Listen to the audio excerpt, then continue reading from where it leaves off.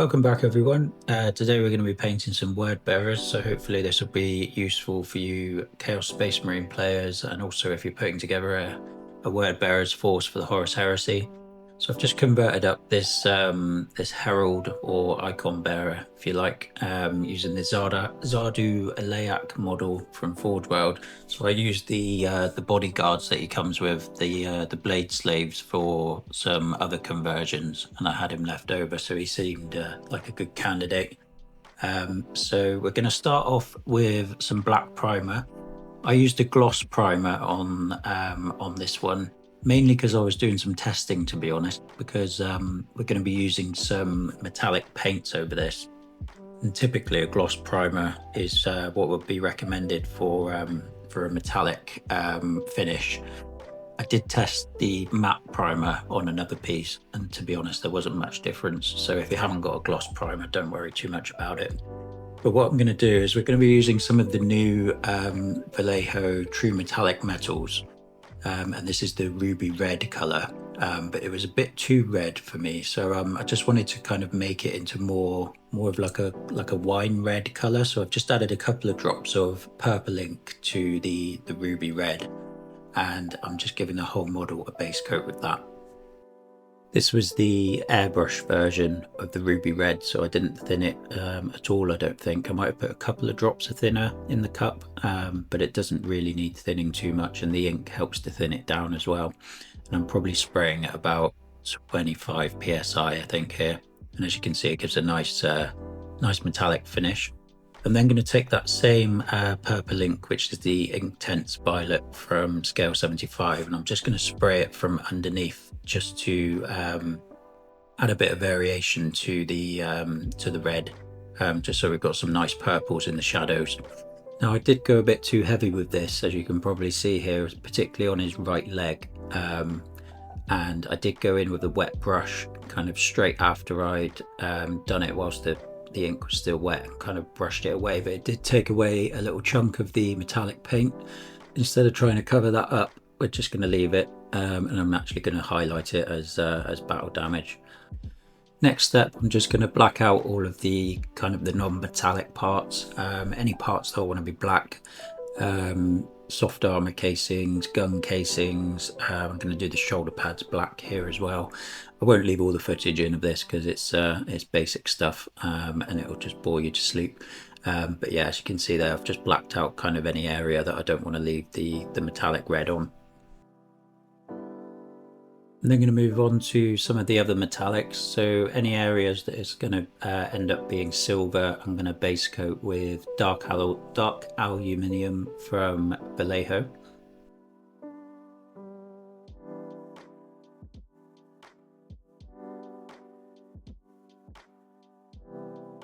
And then for the gold parts, well, it's not really gold, but any kind of goldish looking areas, I'm going to use another one of the new Vallejo True Metallic paints, which is the Aged Metal, and I'm just going to base coat all of those areas with that.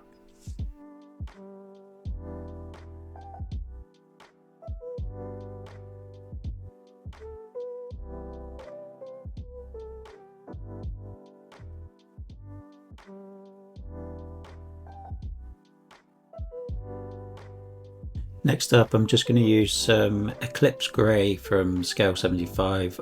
Any dark grey will do, to be honest. This is just the one that I tend to use. And I'm just going to use this to base coat all of the soft armor joints, kind of in the back of the knees and the hips and the elbows. And then we're going to come in with some a wash on top of this a bit later. I'm then going to use some brown leather, again from scale 75, just to base coat any kind of straps, or I think this guy's got a book on his hip, so I'm just going to base coat that. And then if there's any straps or any leather parts, just give those a base coat. Any kind of leathery brown colour will do. Don't feel you need to use exactly the same paints that I'm using here. And then I've just base coated the face with Cadian Flesh Tone, and then just given it a wash to start the flesh process with Reikland Flesh Shade.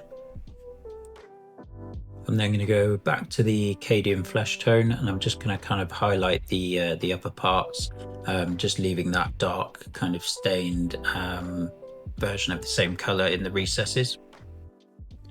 Obviously, if you're following along with this and the model you're painting has got a helmet on, you can completely skip this part, probably skip ahead a few minutes, and we'll be back to painting the armor again.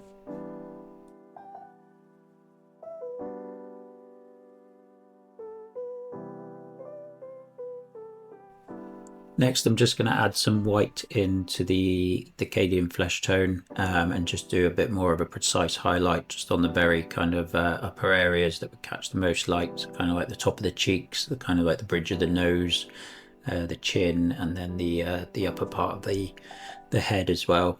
This face has got some kind of like chaos type scars built into it, so I'm just kind of working the highlights around that.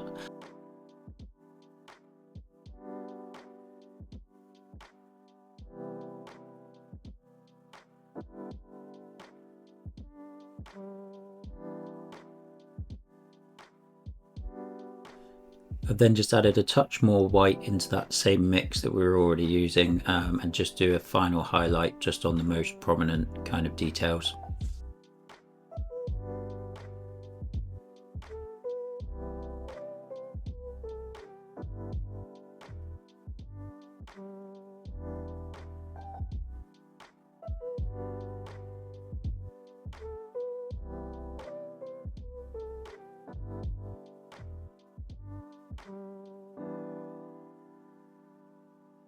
Next, I'm going to paint the eyes, so I'm going to use the same white. Now I'm just going to paint the main kind of surface of the eyeball there. Every now and again, you paint a face that just doesn't go right. So this took me quite a few goes. Most of the time, I'm pretty good painting faces, but this one, I just couldn't get it right. So I had to go back and forth, kind of rebase coating those areas. And then just to add a little bit of colour into that skin, I've just taken some Magos purple contrast and I've thinned it down quite heavily just with water, and I've just given most of the face just a general kind of glaze with that. I've then taken some Flesh Tearers red. Again, this is thinned down quite a bit, and I'm just kind of putting that into the scars.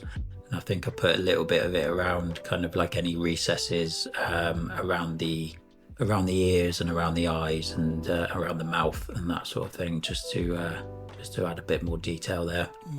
And then that was the face complete. So I've just gone in and just blacked out the armor around the back of his neck, and just painted the soft kind of armor on the neck in the same grey that we did in the previous steps on the armor.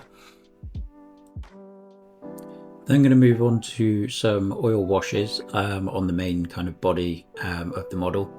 And I wanted to kind of stick with the kind of the purple kind of shading that I'd already put on with the airbrush.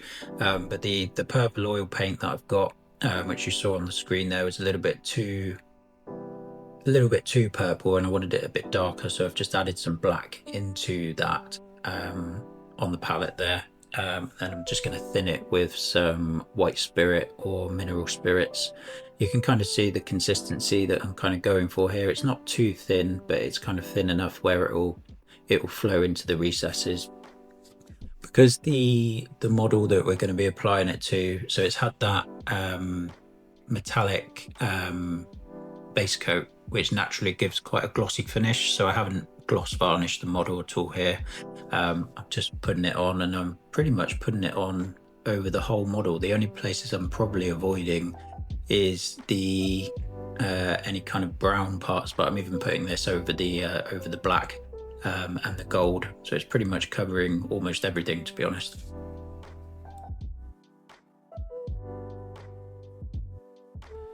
And then just to make the black parts and the silver parts look not quite so purple, I've just taken some black oil paint and I'm putting that into just the recesses where on the black areas of the model.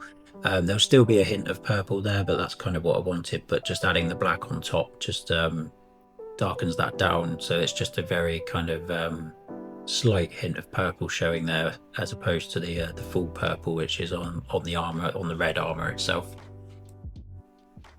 I'm then just going to take some clean white spirit or mineral spirits, and I'm just using a little makeup sponge here just to remove that oil wash from the raised surfaces, so it just leaves it in the cracks and in the recesses. Ideally what you want to do is you want to leave this overnight to dry in between applying the wash and doing this step here. I haven't done that because I was a bit impatient and I just wanted to kind of get the video recorded, so I think what I did here was I left it by the heater for probably an hour or so, and that's just enough to kind of let most of the spirits evaporate, but you do get a better result if you leave it to set longer.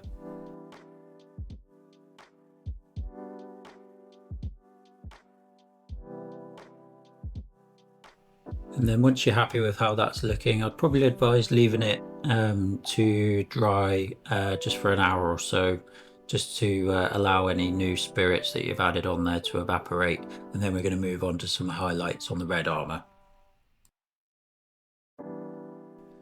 Now with these true metallic paints from Vallejo, you might notice that there's multiple paints with the same name.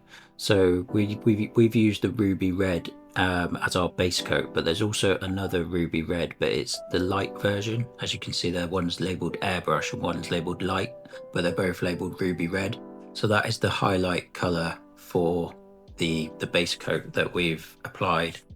And because we added some purple ink to the base coat via the airbrush, I'm just going to do the same with the ruby red light. So as you can see here, I'm just adding a tiny bit of purple ink just into that light colour, just so that we can kind of match that up with our base coat. And then we're going to use this for some highlights on the red armour next.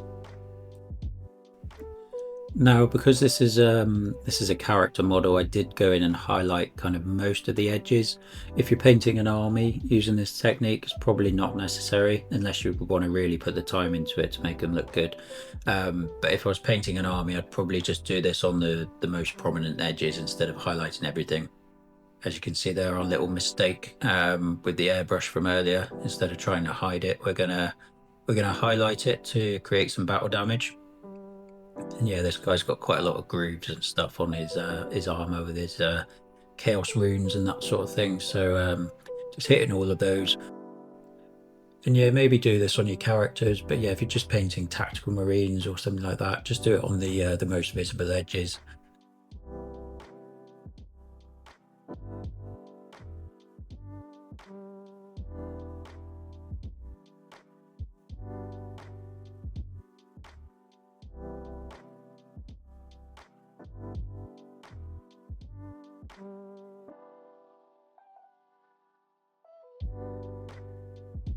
And that's how he's looking once we've done that. And then going to move on to highlighting some of the black. And I'm going to use Sons of Horus Green for a first highlight on the black armor panels. There's not too many on this guy, so this shouldn't take too long. So yeah, Sons of Horus Green for the first edge highlight. Something like Incubi Darkness would work well for this as well. So depending on the kind of the tone you want to set for your black, you could change this paint up for kind of any kind of grey or greenish or bluish kind of grey that you like, really. Yeah, so like Incubi Darkness or Dark Reaper or something like that. All of those would work quite well for this.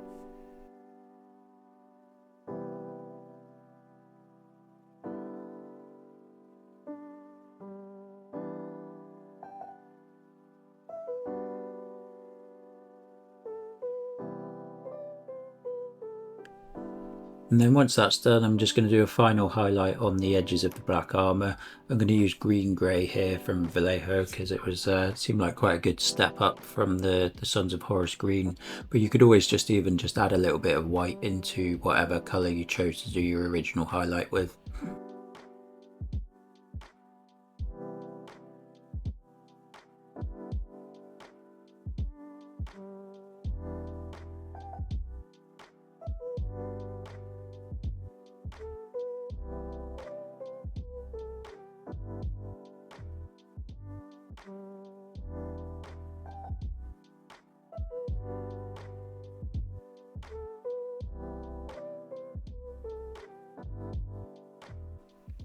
Next up, I'm just going to use some of the same brown leather that we base coated the brown parts with earlier on.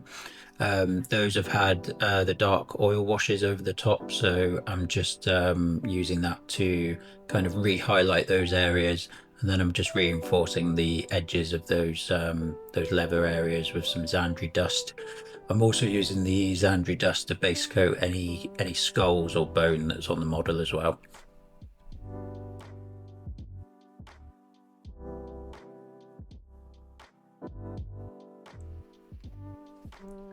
I'm then just going to take some good old Agrax Earthshade and just give the bone areas a quick wash. I think I also use this to paint the pages on the book and the scroll that's on his back as well. I've just done those in the same color as the bone that I'm painting, and then just going to highlight that with Zandri dust. And then I think I'm going to add a little bit of white into that as well, just to do a final highlight.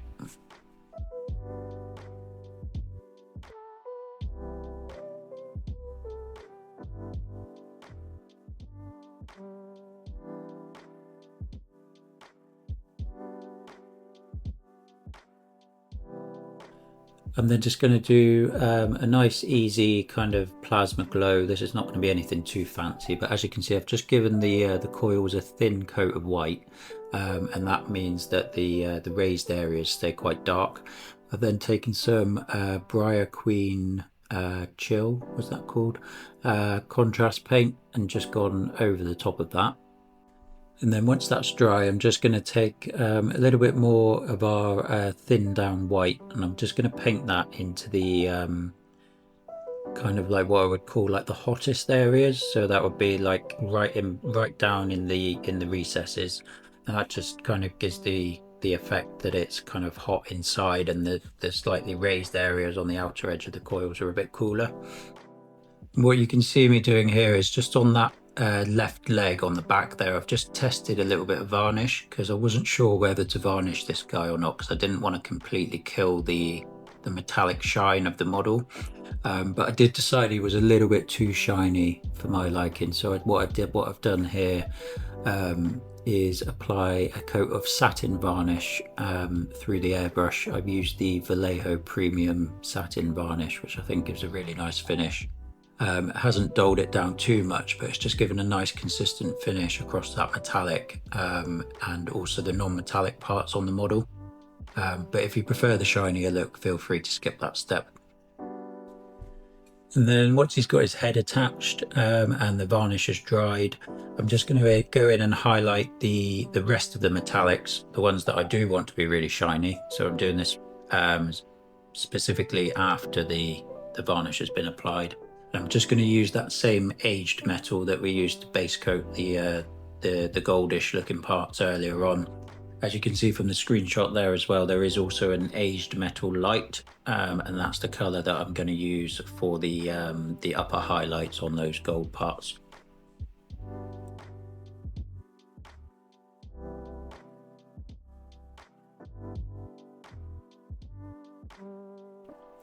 And there he is with the gold highlighted, looking nice and shiny. For the silver, I'm just going to go back to the dark aluminium, and I'm just going to give a general highlight over the silver areas, leaving some of the kind of the dulled down version that we applied earlier in the recesses. And then I'm going to use MIG Dio Light Metal, which is a dry brush paint, but it works really well for just regular painting as well. And I'm just going to put that onto the most prominent kind of highlights. Obviously, if you've got a preferred kind of silver recipe that you prefer to use, you could use that instead. So I've mounted this guy on one of the really nice bases from Unreal Wargaming Studios. I have done a separate video detailing exactly how I paint these bases, so I'm not going to go through that again in this video, but I'll leave a link in the description, and I'll put the thumbnail above as well, so you know which one you're looking for. But yeah, just follow the guide on there if you want to paint the bases the same here. Obviously base yours however you like. But yeah, that's how he's looking, and I think he's pretty much done. So yeah, let me know what you think. If you found this video useful, remember to like and subscribe and all that usual stuff. As always, thanks to Union County Games in Exeter for sponsoring this video. If you're ever in the southwest of England, remember to check them out for all your hobby needs. And as always, thanks for watching, and I'll see you next time.